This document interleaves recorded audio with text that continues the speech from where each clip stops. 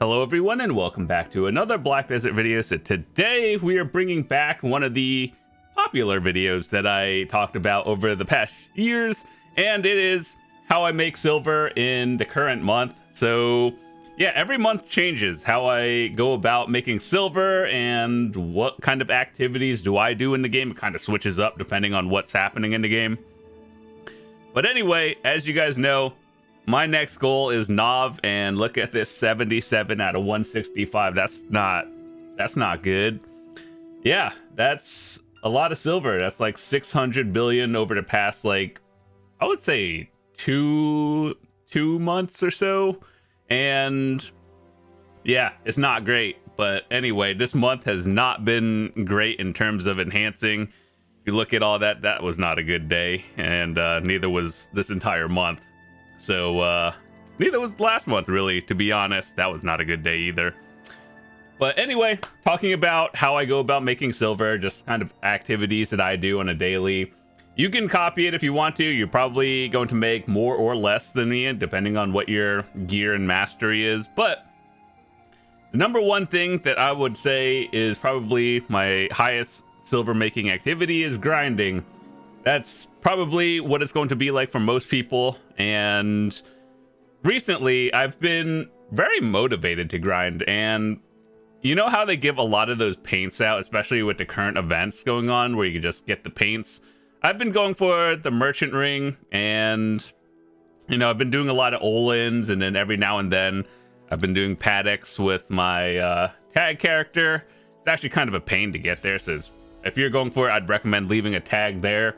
So grind on my main at like Adania, tag at, you know, merchant ring pieces, and yeah, hoping one day it'll drop. So we'll be done with that. That'll be a great day. And so yeah, make sure to run your Agris at least every day. I think they changed it a couple months ago where like Agris is more, you know, useful at every spot nowadays. It's still a lot, but you know how like some places would use like all 100,000 Agris in like 1 hour, but some other places would use like 20,000 an hour? I think they kind of toned that down so it's more equalized, more or less. And so I'm still doing testing with other spots to see what it's all about. Then I'll make a video at some point once the testing is done, whenever that may be.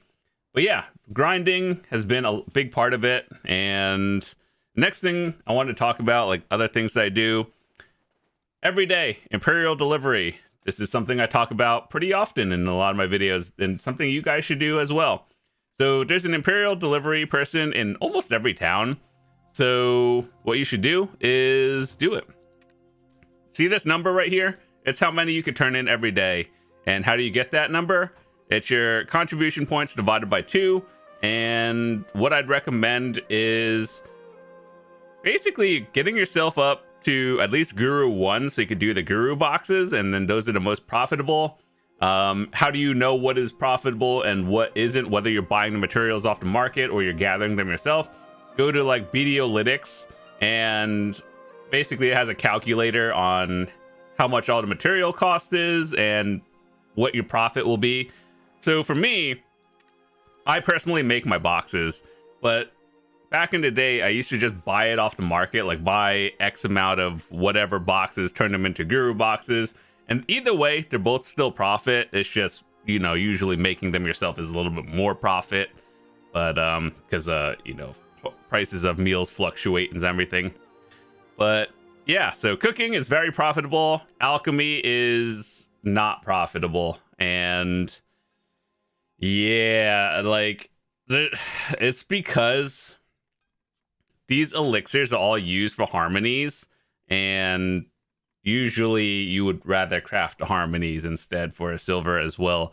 So these unfortunately are not profitable. There are a few boxes for alchemy that are worth doing. It's just you cannot buy it off the market because everyone has the same idea, and you're just gonna have to make it yourself if you want profit. And even then, that's probably not worth your time. So I would recommend just try to get your cooking to Guru 1 and then start doing that. Next thing I do, usually When I'm AFK, I leave my character on fishing. So I have a video talking about what you should do if you're looking to get into fishing, whether you're a beginner or just trying to min-max it. I talk about fishing gear you should need, where to fish, what kind of artifacts and lightstone combos you can have, whether you have to pay to win rod or the free-to-play Balanos rod. Talk about that in that video, and I'll leave a link in the description if you care to check it out. But fishing is, you know, good silver for your AFK activities, so that's good. The other life skilling stuff I do on the daily is I try to do a little bit of gathering every day, and my tip for everyone is always to never let your energy fill up, simply because you could turn that energy into silver, do a lot of other things with it. So at least, you know, try to use your energy once a day, even if you don't use all of it. Just main goal, don't let your energy fill up and you're good. Also, gathering is actually pretty solid because whatever you do with it, whether you sell the materials to the market or you actually use it to, you know, like make guru boxes, for example, usually that turns into a pretty decent amount of silver. So it's something I'd recommend doing. Other life skills I do are processing and cooking, obviously. Like gathering, cooking, and processing are my 3 highest life skills. Those are, you know, more or less easy to do and high profit, and working on the other things. So that's something I've been doing. And another thing I do is actually kind of farming a little bit. So for all of you who have no idea what farming is, if you've never done it before, basically, I don't really min-max it, but here's what you do. You set your farms on a plot around here, and you let things grow over time.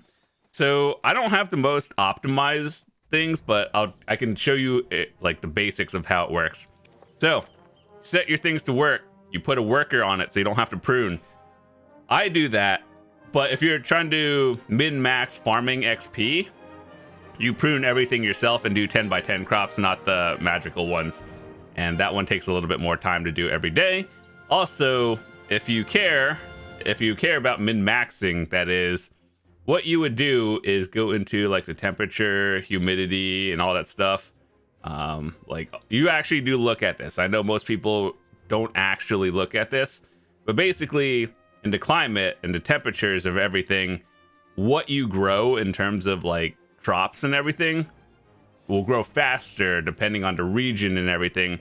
I know some people might have just seen this for the first time ever, but yeah, some of these exist, and there's a bigger guide out there for explaining everything.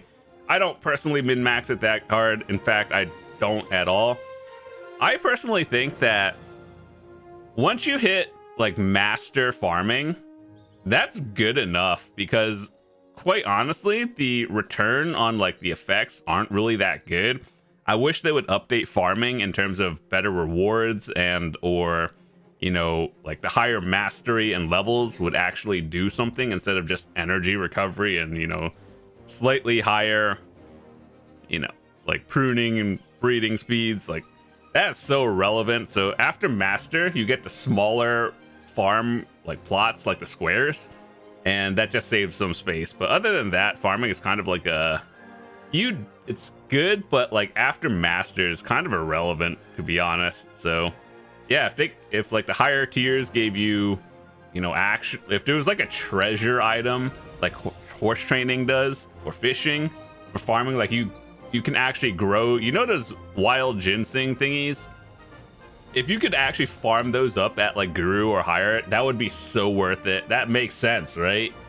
So anyway, I do farming, but farming it's mostly just for getting the byproducts and turning it into contribution points. That's about it. So that's what I do.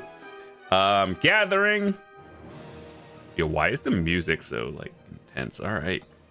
But yeah, gathering really just depends on what you're going for. I've been making a lot of elixirs lately, and so that's something that I think is good. But ultimately, do what you enjoy doing in the game. The next thing I want to talk about is login rewards. Now, this is something that's really overlooked, but just logging into the game every day just kind of gives you rewards. Like, you look at this, like, that's pretty good. Getting fat cron stones and boxes of stuff every day is good, especially during events. I would low-key, like, I've been playing this game since it came out on NA in 2016. Usually during holiday times are the big times to be logging into the game. Even if you're playing another game, just log in. And all of these are pretty good. So I'd recommend doing that. Just log in. Believe it or not, even if you're a free-to-play player, new player, collecting all these rewards until you think you need it, low-key billions of silver. And the last thing I wanted to talk about is weekly bosses and the quests I do every week. So I made a video specifically talking about like which quests that I think are important for new players, returning players, and people who are just like thinking about making silver. So that's another video entirely, but what I'd recommend is basically in the reoccurring tab for the weeklies. If you have gotten to the point of Adania, try to do the throne one every week. Try to get these. These give like the extra end times if you're at the end game. If you're not at the end game, try to do like at least try to do your Garmoth every week. Try to do your boss subjugations if you aren't like if you don't have Sovereign or you don't have like full, I don't know, Oct or something. Sometimes I feel like these kind of have to be toned down a little bit because you basically do it from Thursday or like Wednesday after reset all the way to like Saturday, Sunday, and those will clear fast. If you wait till like the end of the week, it's really slow. But either way, getting these boxes is really nice, especially for all the people who don't have the Reforged stones and everything. And yeah, this is actually a good change, Reforged stone preset.